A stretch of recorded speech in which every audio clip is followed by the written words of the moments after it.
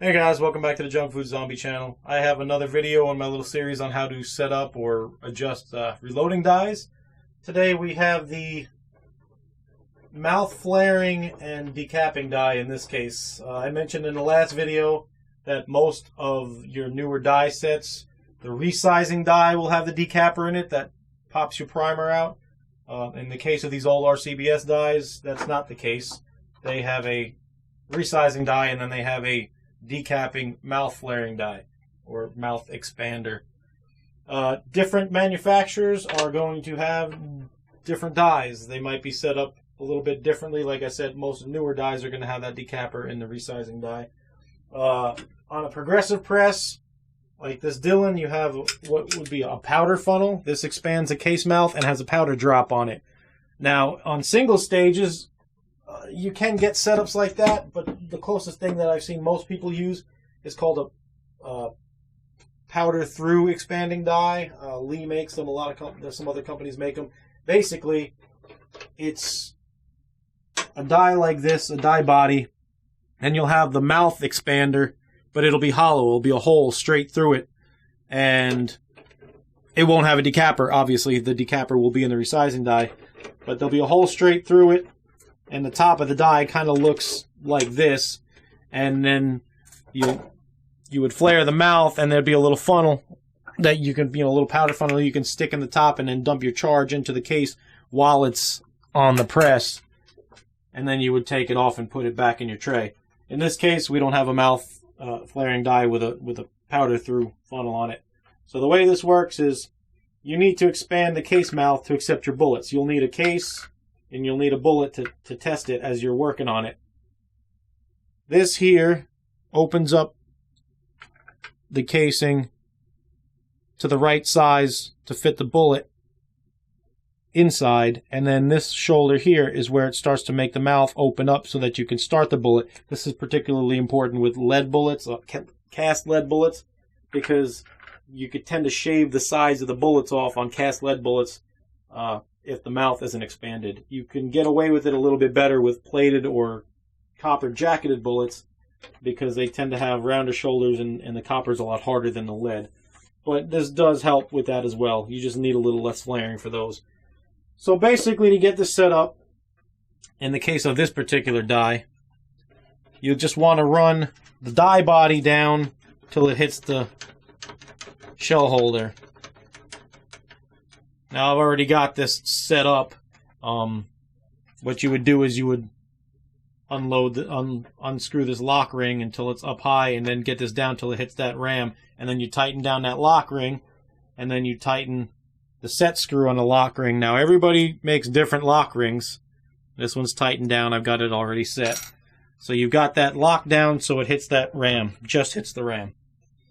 Different companies make different lock rings. For instance, Dylan just makes flat-sided lock nuts, and RCBS makes ones very similar to that.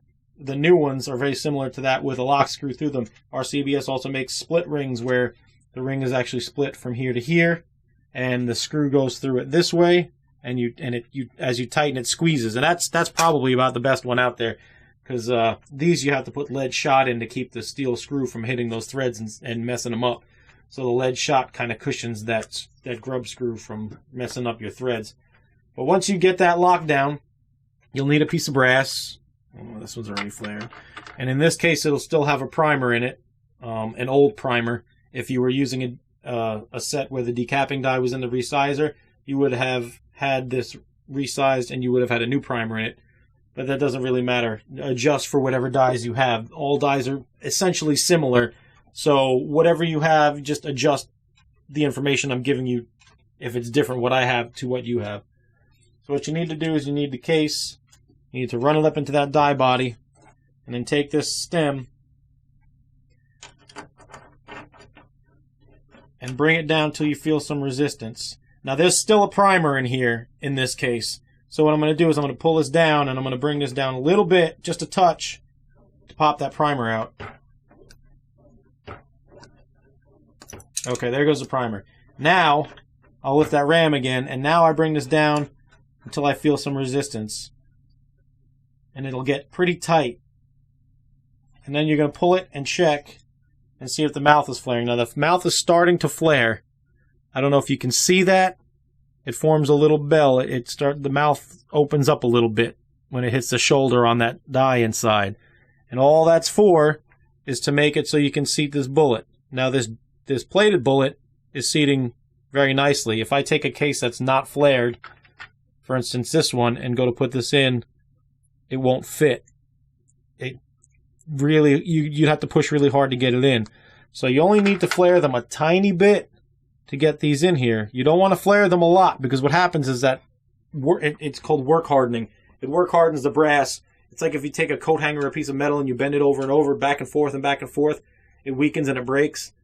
Over time, the more you do that with brass, and brass is softer than steel, so it can handle that more, but over time it will become brittle. So the less you work that brass, the better. Only flare it as much as you absolutely need to get that bullet to seat. Now this is particularly beneficial for lead bullets, for cast bullets, because they tend to be sometimes a little bit larger. They got lube in them, but they'll shave the sides off the bullet if you try to push it into an unflared case.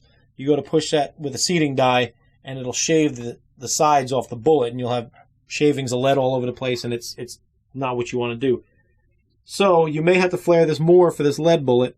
It kind of isn't flared enough for this. It won't really sit flat in there. It won't take the bullet. You want to be able to put the bullet in there and have it sit like that so that you can get it up in the press to seat it. So if you can't do that with your lead bullet, you're going to have to flare it a little bit more. So what you do is, let me get this lock ring down close to the bottom, turn it another 1/8 of a turn.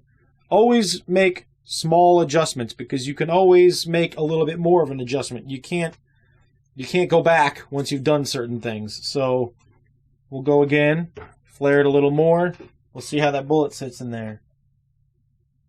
It's starting to look pretty good. That bullet, you can push it down there and it's started to get seated. It's going almost up to that first band there. So that's good. You get a 1/16 of an inch in there and you're good to go.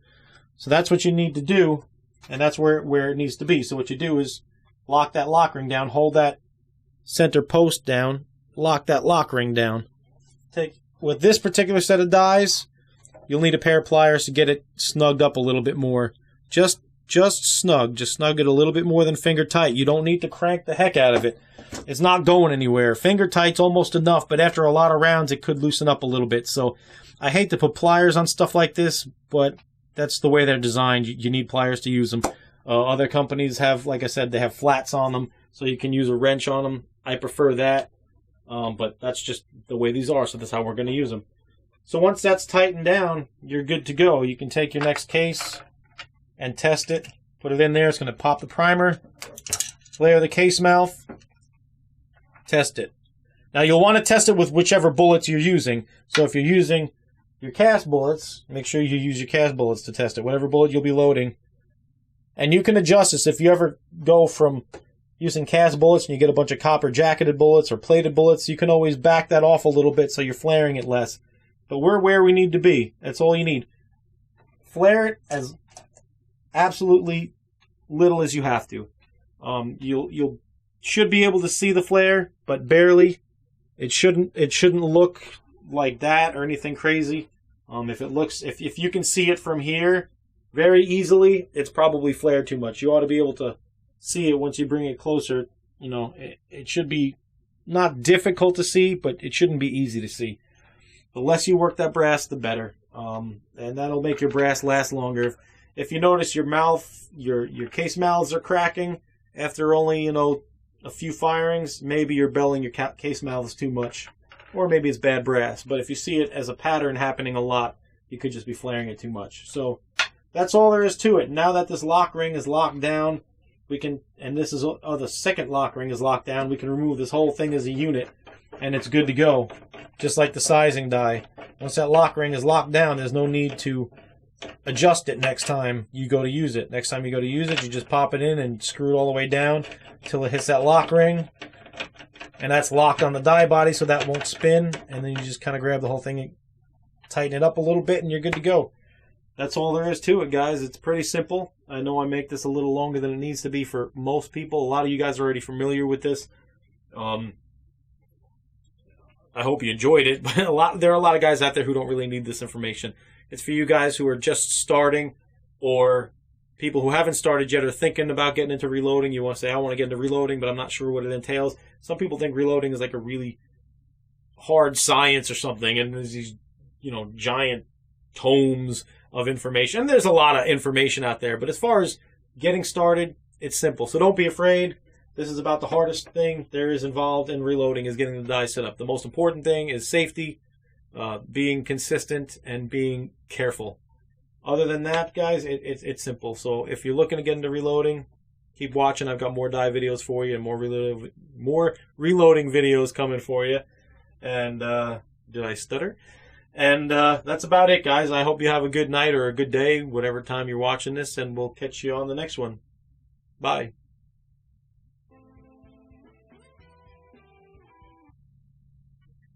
Hey guys, welcome back to the Junk Food Zombie channel. Did I say that right? Hey guys, welcome back to... There goes two now. That doesn't count.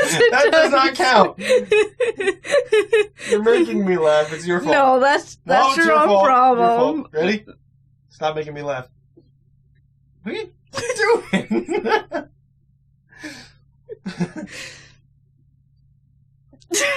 doing?